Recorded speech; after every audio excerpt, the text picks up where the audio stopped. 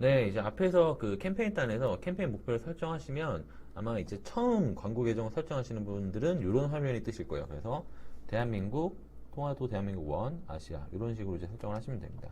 그래서 계정 이름은 뭐 여러분들 원하시는 대로 설정하시면 되고요. 계속을 누르면 이제 본격적으로 광고 세트를 설정하는 영역이 나오게 됩니다. 마찬가지로 광고 세트도 이제 이름을 먼저 이제 입력을 하시게 되는데 이것도 수정이 가능하고요. 그래서 여러분들이 잘 알아보시기 쉬운 그런 그렇게 입력을 하시면 돼요. 보통 저 같은 경우는 광고 세트에서 설정했던 그런 주요한 그런 설정들을 여기다 좀 많이 입력을 해요. 예를 들면 뭐가 있을까요? 제가 좀 많이 쓰는 게 뭐 관심사 타겟에서 뭐 그리고 뭐 예를 들면은 연령 같은 거를 쓸 때도 있고요. 네, 이런 식으로 제가 알아볼 수 있게 제가 관리하기 쉽도록 이런 부분을 좀 많이 활용을 합니다. 그래서 A 컨텐츠 A라든지 컨텐츠 A 뭐 이런 식으로 저는 좀 많이 활용을 하는 편이에요. 날짜를 쓸 때도 좀 있고요.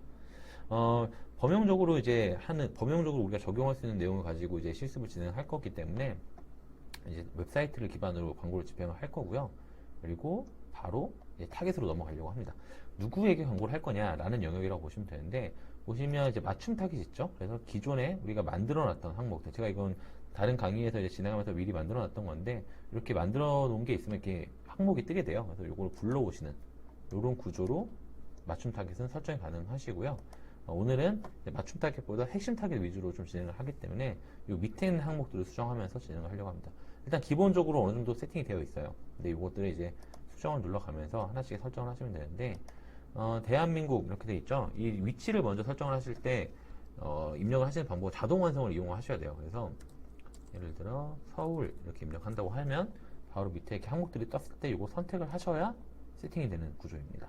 그래서 이런 식으로 설정을 하시고, 서울뿐만 아니라 이제 부산 이런 식으로 지역을 더 추가하실 수가 있어요. 추가하시면 지도를 좀 줄여보면 서울과 부산이 같이 타겟팅이 되어 있죠. 그리고 조금 더 디테일하게 이 기능을 활용하실 때는 이 옆에 화살표 버튼을 누르면 이 반경을 선택을 할 수가 있거든요. 그래서 최소 17km부터 최대 80km까지 이 반경을 설정을 하실 수가 있어요. 네, 이렇게 보시면 됩니다. 여기서 조금 더 디테일한 팁을 좀 노하우를 좀 말씀을 드리면, 제가 일단 이거 한번 지워볼게요. 그리고 이것도 잠깐 지워서 보시면, 예를 들어서 우리가 네일샵을 하고 있는데 굉장히 로컬 비즈니스 지역에서, 그러니까 뭐 예를 들면 이제 김포의 어떤 동네에서 뭐 네일샵을 하고 있어요. 그러면 우리가 굳이 뭐 서울이나 경기 지역을 이렇게 광범위하게 타겟팅을 할 필요는 없잖아요. 그 동네 주민들이 주요 고객이기 때문에 그 동네만 타겟팅을 하고 싶은 거예요. 그럴 때는 어떻게 하느냐? 아까 보셨듯이 이제 17km밖에 안 되기 때문에 사실상 서울을 선택하시면 서울 경기 인근까지 다 타겟팅이 되거든요. 그럴 때는 여기 보시면 핀 설정이 있죠. 이 핀 설정을 가지고 예를 들어서 지금 지도에 보이는 대로 하남시 근처에 제가 찍게 되면, 그래도 반경이 좀 크죠. 근데 이 화살표를 눌렀을 때 반경이 1km까지 줄어들게 되거든요. 그렇게 되면은 굉장히 로컬 지역만 타겟팅 할 수 있는 그런 옵션이 가능한 거죠. 그래서 이렇게도 활용이 가능하십니다. 네, 하다고 보시면 되겠습니다. 이어서 이제 연령분들, 네, 몇 세부터 몇 세까지 할 거냐라는 부분도 선정하시면 되고, 성별도 전체 남성, 여성 중 어떤 걸 이제 선택하시느냐에 따라 바로 설정이 가능합니다. 별로 어렵지 않아요. 네, 여기까지가 기본적인 뭐라 그럴까요? 위치, 연령, 성별 타겟팅이라고 보시면 될 것 같고, 밑에 언어가 있죠. 모든 언어로 되어 있는데 기본적으로 이제 뭐 한국어 이렇게 치시면 한국어가 타겟팅이 됩니다. 근데 제가 여기서 좀 이렇게 알려드리고 싶은 부분이 하나 있는 게 뭐냐면, 우리가 일반적으로 보통 이제 뭐 온라인 비즈니스 같은 경우 굳이 지역을 타겟팅할 필요가 없으니까 이렇게 대한민국으로 타겟팅을 걸고 진행하시는 경우가 많으실 거예요. 근데 한국으로 위치 타겟팅을 걸었음에도 불구하고 언어를 굳이 할 필요가 있을까? 라는 부분이 있어요. 사실 왜냐면 이게 이제 지역 같은 경우에는 내가 이제 쓰는 이제 IP라든지 아니면 거주 지역이라든지 최근 오프라인에서 발생했던 이벤트 기록이라든지 이런 걸 기반으로 이제 위치 타겟팅이 되는 건데, 여기에 한국어를 또 추가적으로 하게 되면 한국어 같은 경우에는 뭐 기본적으로 쓰는 이제 브라우저 언어라든지 이런 것도 트래킹 되겠지만, 기본적으로 내가 페이스북 계정에 입력한 그 언어 정보를 가지고 타겟팅이 되거든요. 그래서 이미 한국에 있는데 한국어 언어를 또 타겟팅한다는 건 쓸데없는 교집합만 더 조건을 추가해서 모수가 더 줄어들게 되는 리스크가 발생할 수 있어요. 그래서 사실 위치 타겟팅을 하셨으면 이 언어 타겟팅을 굳이 안 하셔도 괜찮거든요. 네, 그래서 가능하면 빼시는 게 저는 좀 이렇게 권장을 드리는데, 그럼 그런 이 언어 기능은 쓸데없는 기능이냐? 꼭 그렇진 않아요. 이건 굉장히 유용하게 활용할 수 있는 그런 영역이 있거든요. 예를 들어서 여러분이 고추장 사업을 시작한다라고 좀 가정을 해볼게요. 근데 국내 고추장 그 비즈니스는 굉장히 좀 포화 상태잖아요. 그러니까 대기업들이 이미 차지하고 있는 뭐 우리가 쉽게 떠올릴 수 있는 태양초, 풀무원, 해찬드 뭐 이런 유명한 브랜드들이 많잖아요. 이런 브랜드들 사이를 비집고 들어가서 새로 신생하는 우리 같은 업체가 신장에서 뭔가를 만들어낼 수 있느냐? 그럼 퀘스천이 좀 달린단 말이죠. 근데 그러면 포기할 수는 없잖아요. 우리가 이미 시작하는 사업에서. 그렇다고 바로 포기할 수는 없으니, 이럴 때 보통 우리가 많이 하는 사고가 이제 해외로 많이 눈을 돌리게 되는 거죠. 그럼 고추장이라는 이 서비스는, 이 상품은 굉장히 타겟이 명확한 상품이에요. 해외로 눈을 돌렸을 때는. 왜냐면 이 한국인의 입맛에 굉장히 최적화된 그런 제품이기 때문이거든요. 그러면 우리의 타겟을 해외에 거주하고 있는 한인 유학생들이나 뭐 이민자들이나 재외동포분들, 이런 분들을 대상으로 타겟팅이 가능하고 판매도 가능하다라고 우리가 생각해 볼 수 있는 거죠.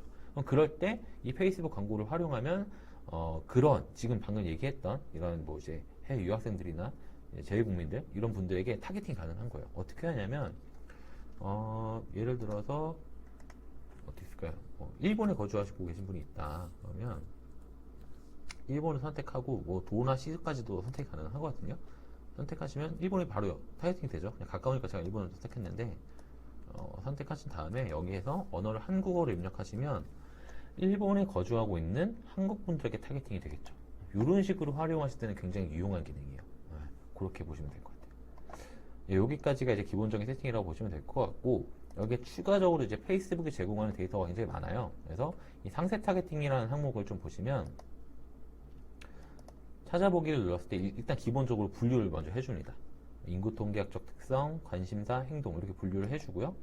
여기서도 학력, 재무, 결혼 상태, 이런 것도 있어요. 근데 이제 조금 유의하셔야 될 게, 여기 보시는 뭐라 그럴까요?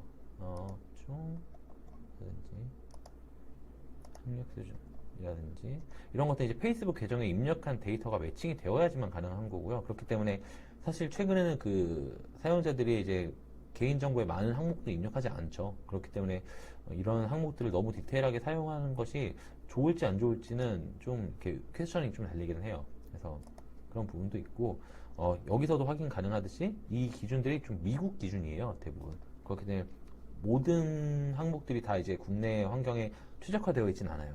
그런 부분도 좀 유의하셔야 될 것 같아요. 하지만 좀 활용할 수 있는 부분들은 이런 것들, 기혼자, 그러니까 우리가 뭐 예를 들어서 유아용품을 판매한다라든지 이런 부분을 좀 고려하고 있다 그러면, 이런 개인정보, 이런 기혼 정보를 입력하신 분들도 계시기 때문에 확실하게 타겟팅이 되기 때문에 이런 거는 잘 활용할 수가 있겠죠. 그래서 이런 부분들을 좀 활용할 수가 있는데, 이것뿐만이 아니라 사실은 여기 커서를 넣으시고 검색을 해보시면 돼요.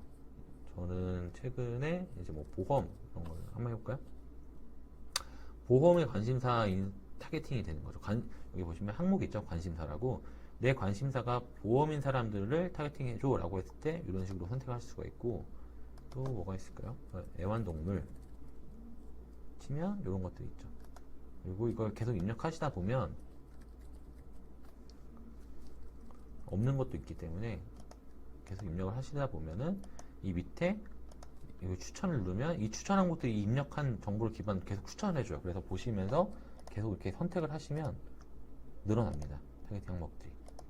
그래서 계속 이렇게 늘리실 수가 있어요. 아까 제가 타겟팅을 많이 할수록 교집합이 된다고 말씀드렸잖아요. 근데 그거는 이렇게 뭐 위치, 연령, 성별 이렇게 각 이 항목들과 항목들 간의 교집합이고, 하나의 항목 안에 지금처럼 이렇게 여러 개를 입력하는 경우에는 이건 다 합집합이 된다라고 보시면 돼요. 그래서 이거는 많이 입력하셔도 괜찮아요. 이건 타겟팅이 모수가 줄어드는 게 아니라 오히려 늘리는 케이스이기 때문에, 이렇게 하나의 항목 안에 여러 개는 합집합이기 때문에 더 늘리셔도 큰 이슈는 없으실 거예요. 이렇게 보시면 되겠습니다.